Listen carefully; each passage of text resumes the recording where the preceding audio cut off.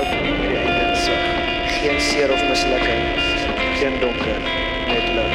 Hoe ek gekies was, dat genade my deurgelaat het. Dit als op sy skouers. Ek is strafloos.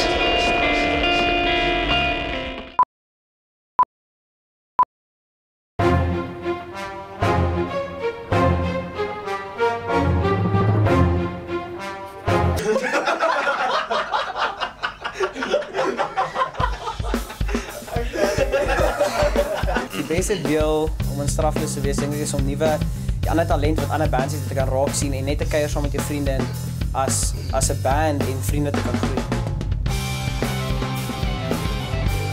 Strafloos beteken vir my basically om myself te express deur musiek en om te groei as 'n musikaar. Strafloos beteken vir my opportunities, dit help my baie met my musiekkarrière wat ek wil volg volgende jaar. En dit is net groot opportunities om te gaan geek en musically te groei vir my.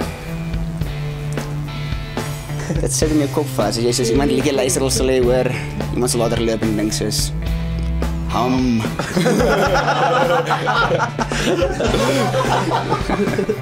My gunsteling song op die album is Ek sien als, want dis 'n cool styl en ek hou van die lirieke en die storie agter die lirieke en die guest artist. Ek hou van die hemp, want hy is aangenaam en hy is lekker om te dra. Vir my 'n vraag weer. Ek weet nie wat is 'n vraag weer. Strafloos het ontstaan in die klein dorpie van Secunda, maar in 2010 het Hul dit 'n stapie verder gevat en hulle eerste album opgeneem. Hulle speel tans gigs in die omgewing van Secunda, Johannesburg en Pretoria.